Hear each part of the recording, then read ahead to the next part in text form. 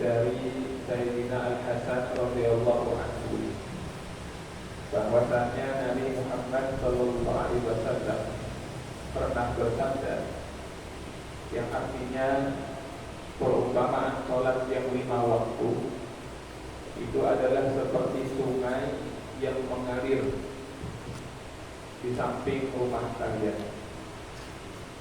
Katsiril ma'i, yang sungai itu airnya banyak. Yaqtasilu fihi kulla yawmin 5 marratin. Sang pemilik rumah mandi di sungai itu setiap harinya 5 kali. Fahal yabqa alaihi minad dami syai'un. Kalau dia mandi sehari 5 kali, maka apakah mungkin masih ada kotoran yang tersisa pada dirinya?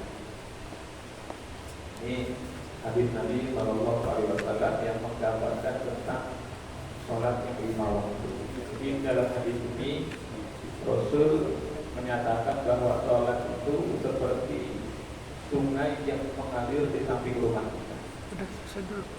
Kita ini kan rata-rata mandi itu cuma 2 bentuk. Yang pertama, mandi itu adalah untuk menghilangkan hadas, seperti mandi junub atau mandi besar. Yang kedua, mandinya mandi menghilangkan kotoran. Mandi junub disebut mandi ibadah atau ibadat. Mandi menghilangkan kotoran disebut mandi adat atau adat kebiasaan. Seseorang yang melaksanakan sholat, maka sholatnya itu laksana air yang menghilangkan kotoran pada badan. Seseorang yang mengerjakan sholat, maka sholat yang 5 itu kata para ulama tuqahhiruhu minadz dzunub, dapat membersihkan dia dari dosa. Bahkan dalam keterangan lain disebutkan bahwa 5 bainahunna, di antara sholat-sholat tersebut terjadilah kafarah.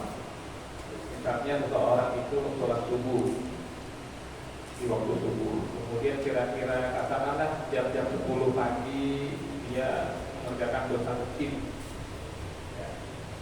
lalu dia sholat zuhur, maka sholat zuhurnya itu menghapus dosa kecil yang terjadi antara subuh ke zuhur. Nanti sholat zuhur mungkin jam 1:30 dia dosa kecil lagi, lalu sholat asar, maka sholat asarnya itu menghapus dosa antara zuhur dengan asar.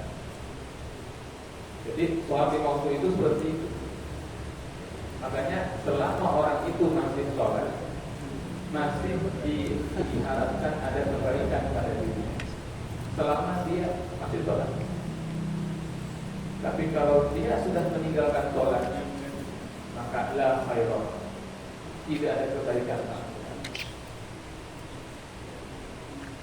Banyak orang yang menjaga perilakunya dalam muamalah. Dalam muamalah dia menjaga perilakunya. Dia jujur, ya. Kalau ada yang sakit dia jenguk, tapi dia nggak sholat.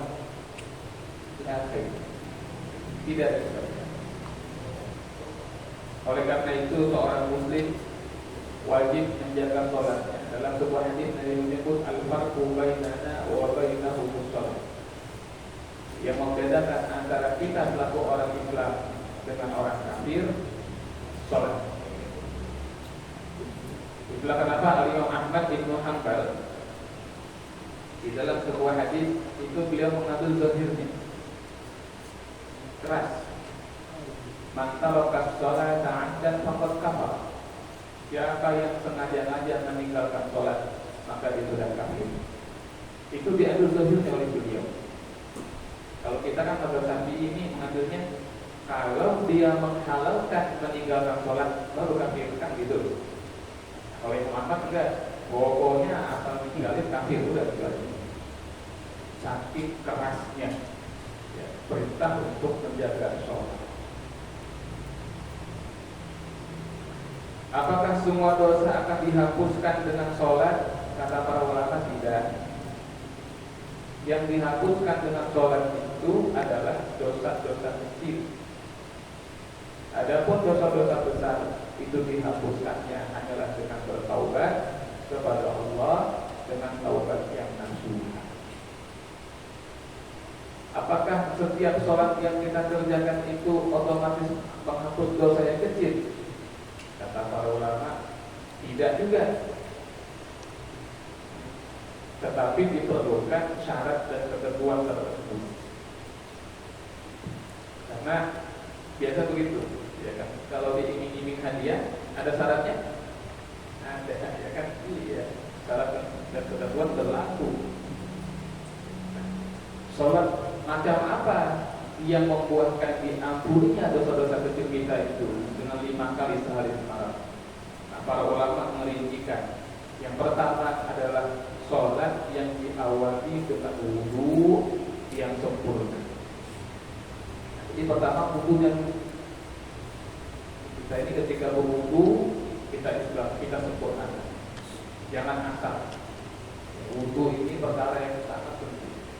Disempurnakan wudu. Setelah itu sholatnya juga harus sholat yang sempurna.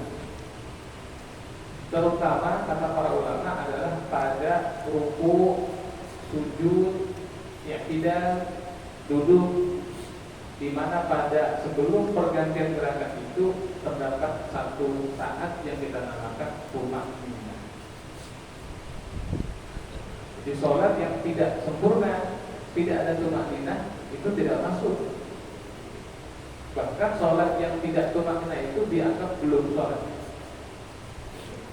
Pernah suatu ketika Nabi Muhammad SAW itu bersama dengan para sahabat duduk di masjid Nabi, lalu datanglah seorang laki-laki mengerjakan sholat 2 rakaat.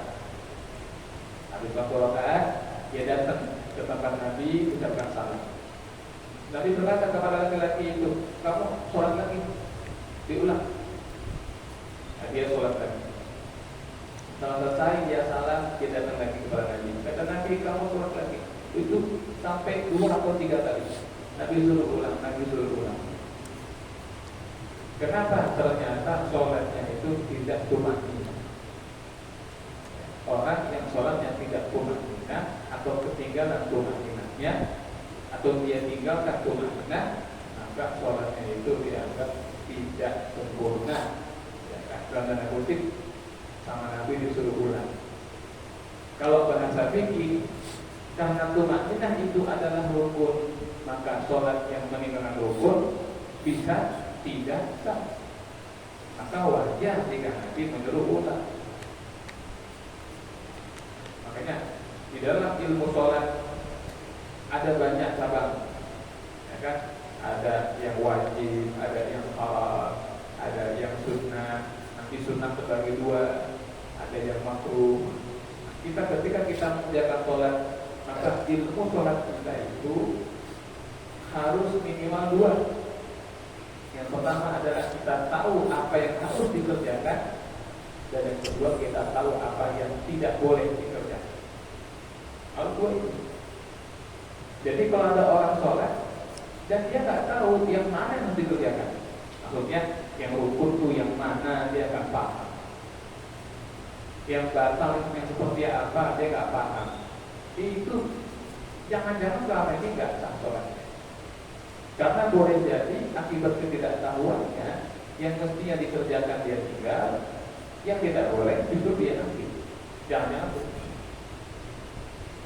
Maka perkara sholat itu kadang-kadang orang ada kita dari itu sudah sholat besar, masya Allah, alhamdulillah bagus, saya bilang gitu kan. Iya. Jadi kita kenapa aku dari itu sudah sholat? Ya tinggal dicek right, sesuaikan praktek yang kita kerjakan dengan kaidah. Fikul syai'in thoriq wa thoriqul jannah al-ilm. Setiap sesuatu itu ada jalannya, dan jalan ke surga itu adalah dengan ilmu. Contoh misalnya, masih ada orang yang menyangka bahwa di dalam sholat itu ketika dia mengangkat tangan itu wajib, padahal itu sunnah. Karena dianggap itu wajib dan harus, dia selalu mengurusi orang ketika mengangkat tangan. Oh, kamu nggak benar angkat tangannya ini, kau diurusi orang.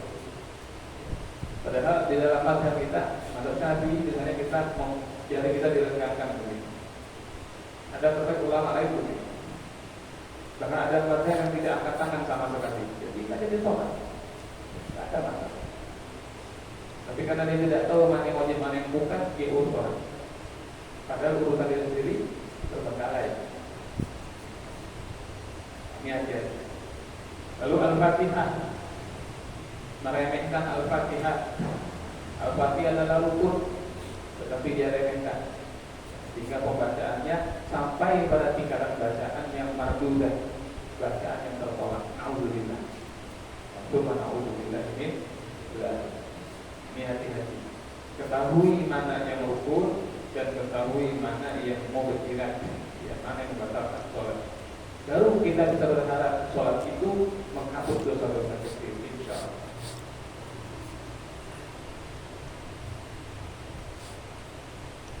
Wa qala al-musannif rahimahullahu ta'ala aidan fi haditsin an Abi Aqil an Haris maula Utsman radhiyallahu ta'ala anhu qala jalasa Utsman yawman wa jalasna ma'ahu faja'a al-mu'adzinu fada'a Utsman radhiyallahu ta'ala anhu bima'in fatawadda'a thumma qala ra'aitu Rasulullah sallallahu alaihi wasallam tawadda'a nahwa wudu'i hadha wa sami'tuhu yaqul man tawadda'a wudu'i hadha thumma qama fasalla salat al-dhuhri wa farallahu lahu ma kana bainahuma wa baina salati dhuhri ila akhir hadis.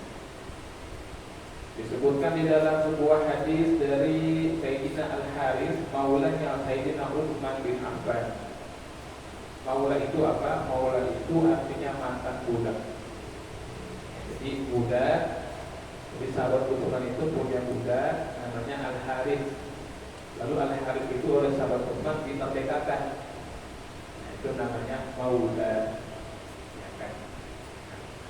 Jadi secara status dia sudah merdeka. Nah, kata beliau, kami pernah duduk bersama Utsman bin Affan. Kemudian ada muadzin, maksudnya adalah azan, ya kan? Maka didatangkan air kepada sahabat Utsman untuk berwudu. Kemudian sahabat Utsman berwudu. Setelah berwudu, sahabat Utsman berkata, saya telah melihat Rasulullah SAW berwudu seperti yang tadi saya contohkan. Jadi sahabat Utsman dan sahabat-sahabat lain berwudu itu mencontoh Rasulullah SAW. Nah, kemudian saya mendengar Nabi bersabda, barang siapa yang berwudu seperti wudunya saya, lalu sholat seperti sholatnya saya, sholat zuhur itu, ya kan? Maka Allah akan ampuni dosanya antara zuhur dengan subuh. Terus sampai pembahasan hadis tentang sholat isya, ya, bahwa sholat asar menghapus dosa antara zuhur dengan asar, sholat maghrib menghapus dosa antara asar dengan maghrib, sholat isya menghapus dosa antara maghrib dengan isya, dan sholat subuh menghapus dosa antara isya dengan sholat subuh. Itu semuanya amal yang saleh. Nah, kemudian wa hunna al-hasanatu yudhibna as-sayyi'at. Sholat yang 5 waktu itu kata Nabi adalah al-hasanat, pundi-pundi kebaikan. Sholat yang 5 itu adalah pundi-pundi kebaikan. Yudhibna as-sayyi'at, yang dapat menghilangkan kejelekan-kejelekan. Mendengar itu para sahabat bertanya, ya Rasulullah, kalau sholat yang 5 waktu itu adalah pundi-pundi kebaikan atau al-hasanat, maka al-baqiyatus sholihat. Kalau begitu, apa amal yang disebut sebagai al-baqiyatus sholihat? Al-baqiyatus sholihat artinya amal yang langsung, yang kebaikan itu akan langsung, yang luar biasa. Nabi menjawab, subhanallah walhamdulillah wa la ilaha illallah wallahu akbar wa la haula wa la quwwata illa billahil aliyyil azim. Al-baqiyat as-sholihat adalah kalimat zikir tadi. Subhanallah walhamdulillah. Subhanallah, maha suci Allah. Walhamdulillah, dan segala puji bagi Allah. Wa la ilaha illallah, dan tidak ada Tuhan kecuali Allah. Wallahu akbar, dan Allah Maha Besar. Wala haula wala quwwata illa billahil aliyyil azim, dan tidak ada daya dan upaya kecuali dengan pertolongan Allah yang Maha Tinggi lagi Maha Agung. Ini adalah kalimat zikir yang Nabi sebutkan sebagai al-baqiyatus shalihat. Kalimatnya ringan, mudah diucapkan, tidak panjang, tetapi timbangannya sangat berat dan kebaikannya itu bisa dilanjutkan sampai hari kiamat. Kalimat yang luar biasa. Di situ ada satu tasbih. Tasbih itu kata para ulama maknanya adalah tanzih, mensucikan Allah. Ya kan? Wasabbihu, dan tasbihkanlah Tuhan kalian. Maknanya sucikanlah diri. Mensucikan itu seperti kita punya pakaian. Kalau pakaian kita itu kita sucikan, berarti najis kita singkirkan. Bahkan kalau perlu yang najis, yang kotor pun kita hilangkan. Jadi kalau kita mensucikan Allah, maka yang najis berarti yang mustahil, ya kan? Yang tidak mungkin berlaku terdapat pada Allah, kita singkirkan daripada sifat-sifat, ya kan? Yang tidak patut dari Allah, ya, yang tidak mungkin terjadi pada Allah, itu kita singkirkan. Dan kotoran-kotoran yang kurang-kurang ada dari Allah pun kita hindarkan. Itu tanzih, mensucikan Allah Subhanahu wa ta'ala. Sucikan dia dari sifat-sifat yang tidak patut, sucikan dari sifat-sifat yang menyalahi adab, ya, kepada Allah Subhanahu wa ta'ala. Itu tasbih. Yang kedua adalah walhamdulillah. Ini kalimat tahmid. Ya, tahmid itu artinya pujian. Seseorang ketika memuji Allah, maka dia menjadikan pujian-pujian itu yang pertama harus terlepas dari segala pemberian. Ini yang dikatakan oleh para ulama, berbeda antara pujian dengan syukur. Walaupun nanti ujungnya salah satu cara kita bersyukur kepada Allah adalah memujinya. Tetapi konsep bahwa pujian itu harus dilepaskan dari segala pemberian, itu harus tertanam di benak kita ini. Sehingga apapun yang Allah beri, entah itu manis rasanya, entah itu pahit rasanya, kita tetap memuji Allah. Yang Allah beri sesuai yang kita mau, yang Allah berikan nggak sesuai yang kita mau, tidak putus kita untuk memuji Allah. Sebagai guru kita ada yang mereka ketika mendapatkan musibah dia mengatakan alhamdulillahi ala kulli hal. Segala puji bagi Allah ala kulli halin, atas segala keadaan. Itu kalau kita baca kan? Ya kan, alhamdulillah ala kulli halin wa fi kulli hal wa bi ni'matin ya karim Allahu akbar. Puji Allah. Bagaimana kita tidak memuji Allah dalam segala keadaan? Sebab bahkan ketika Allah dalam tanda kutip menimpakan kesulitan kepada kita, Allah berikan kemudahan. Bahkan itu Allah janjikan minimal ada dua kemudahan. Inna ma'al usri yusra, wa inna ma'al usri yusra. Itu minimal dua kemudahan untuk satu kesulitan. Bukan hanya karena itu ayat bilang dua kali, tetapi ketika Allah menyebut kesulitan di situ, inna ma'al usri, kesulitan itu pakai alif lam, al-usr, al-usr, inna ma'al usri, al-usr.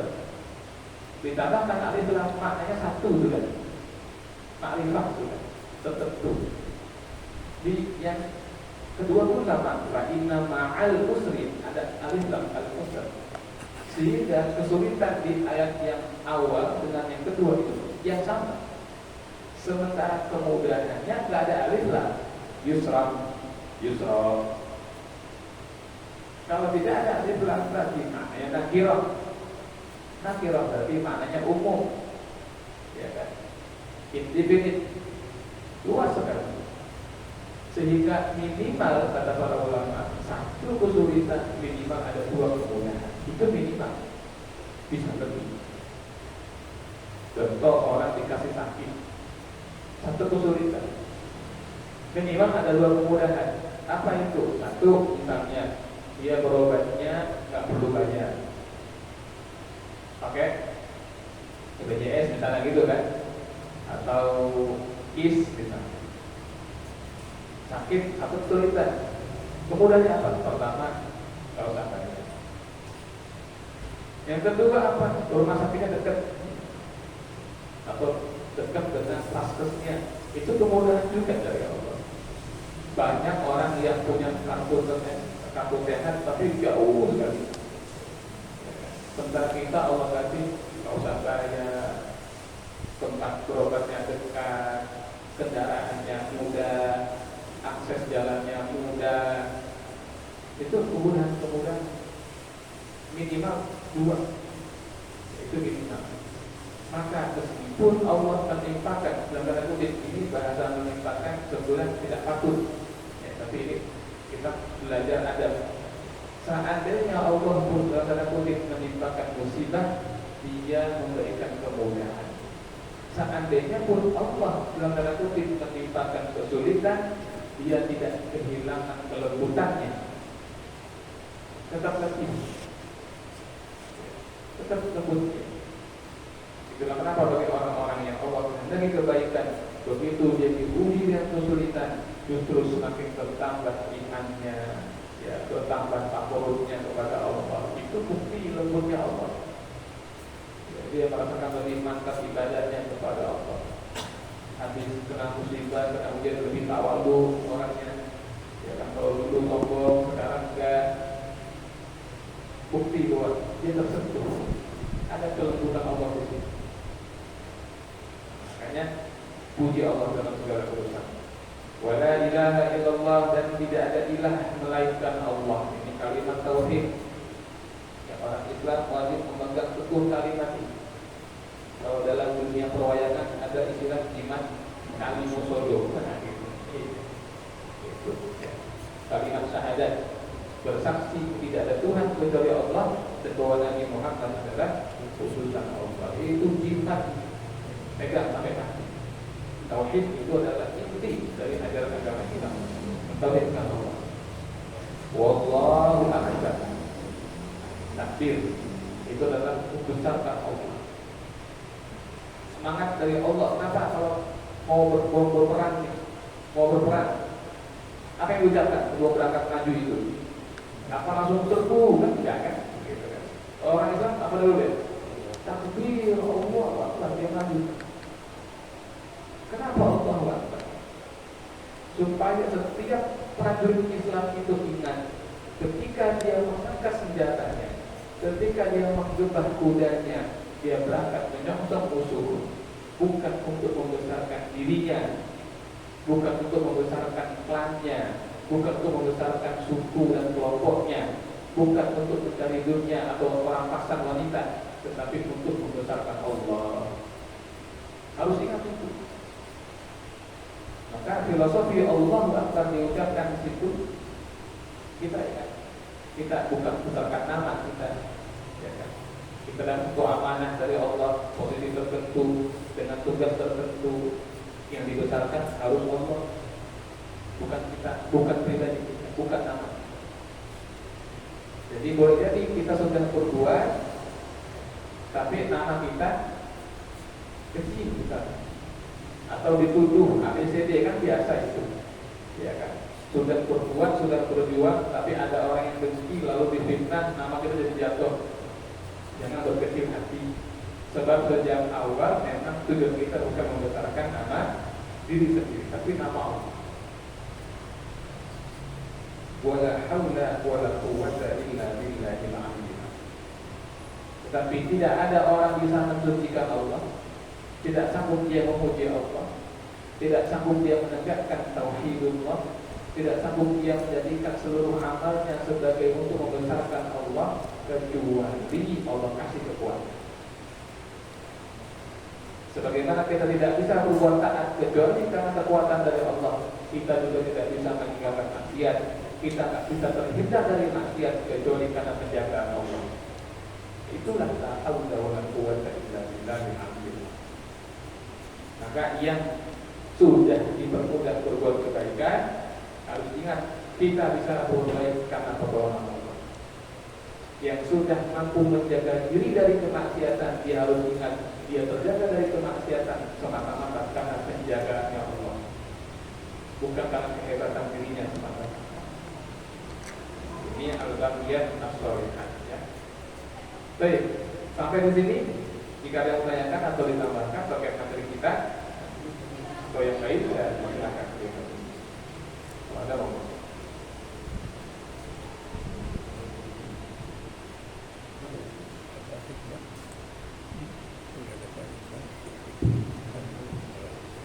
Assalamualaikum warahmatullahi wabarakatuh. Waalaikumsalam warahmatullahi wabarakatuh. Terima kasih atas kesempatan. Yang saya tanyakan ini sederhana, tapi nggak tahu jawabnya susah. Itu Ustaz, mengenai tobat. Itu yang dimaksud tobat itu apa? Sholat tobat atau memang melakukan tobat? Bagaimana pelaksanaannya?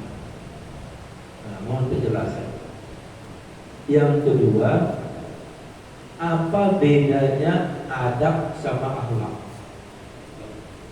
Itu aja Pak. Terima kasih. Wassalamualaikum warahmatullahi wabarakatuh. Waalaikumsalam warahmatullahi wabarakatuh. Pertanyaan baik. Yang nomor 2 dulu. Apa bedanya antara adab sama akhlak? Yang pertama, ada sedikit perbedaan definisi antara istilah di dalam bahasa Indonesia adab dan akhlak dengan istilah di dalam bahasa Arab. Ya. Walaupun aslinya kata adab dan akhlak itu diserap dari bahasa Arab. Ya. Dalam bahasa Indonesia, adab itu disebut sebagai budi pekerti. Ya, itu adab. Sedangkan akhlak itu disebut sebagai tata krama dalam bahasa Indonesia ini. Ya, dalam bahasa Indonesia.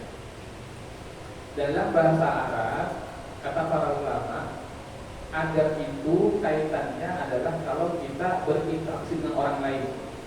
Misal ada seorang pemuda atau seorang anak kecil atau seorang anak cium tangan gurunya, itu kan dengan orang lain.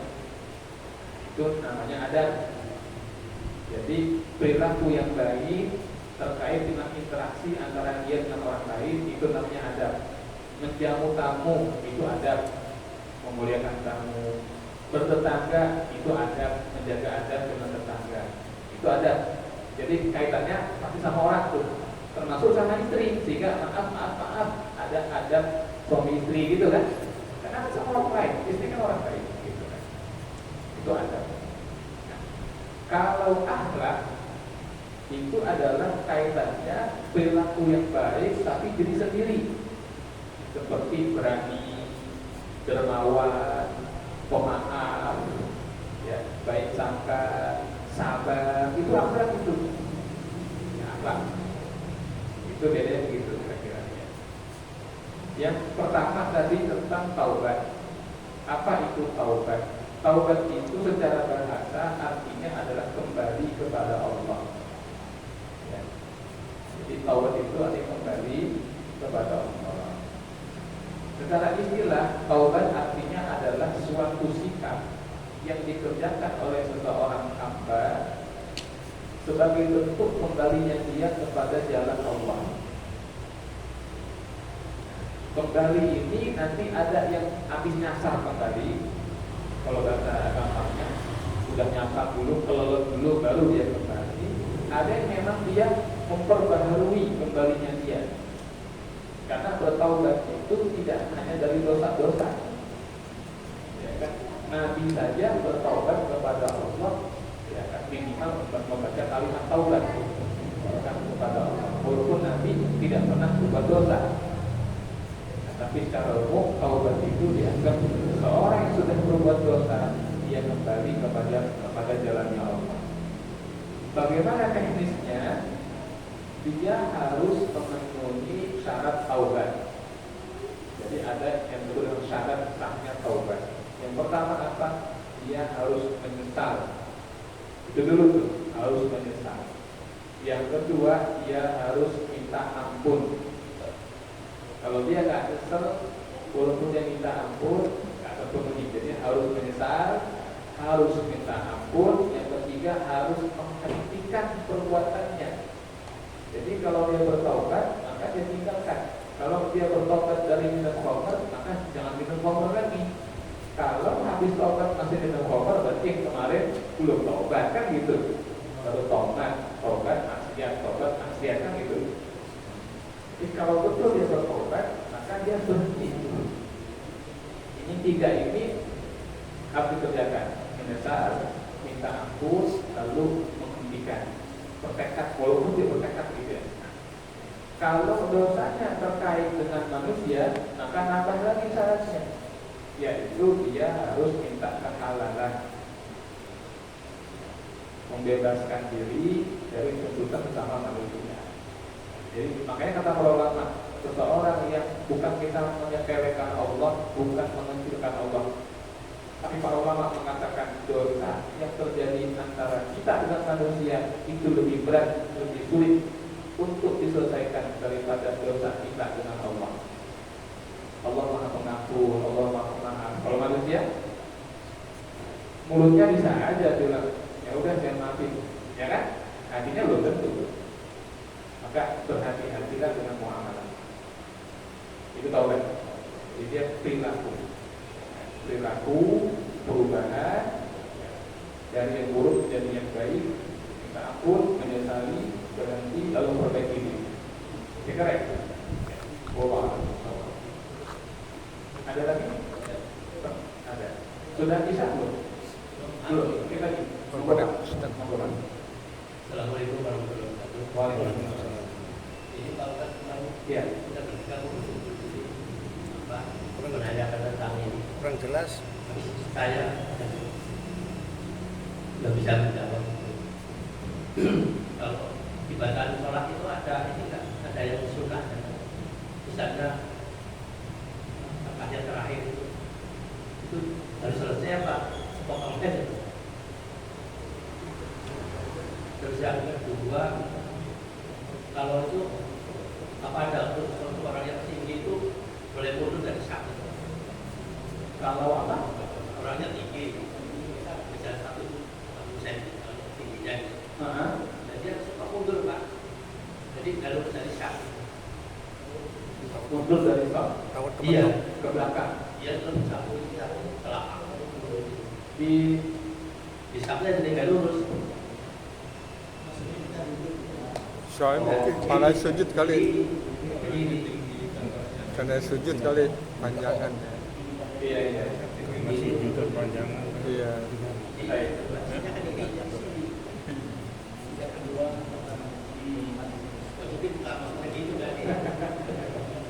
Iya. Terima kasih Pak. Waalaikumsalam warahmatullahi wabarakatuh. Pertanyaan bagus. Yang pertama, apakah di dalam sholat itu terdapat bacaan-bacaan yang sunnah? Wah, banyak yang sunnah itu. Ya, di dalam sholat itu terdapat banyak bacaan yang sunnah. Misalnya membaca ta'awudz sebelum membaca Al-Fatihah, membaca ta'awudz sebelum membaca Bismillah, itu bacaan sunnah. Ya kan? Kemudian kalau kita iqtigal sami Allahu liman hamidah, itu sudah cukup sebetulnya. Ya kan? Kalau ditambahkan lagi, min usama itu sunnah gitu kan. Ruku subhana rabbil azim wa bihamdihi satu kali. Kalau mau sampai 3 itu sunnah. Ya, sujud pun demikian. Ya kan? Nah, termasuk juga dalam tahiyat.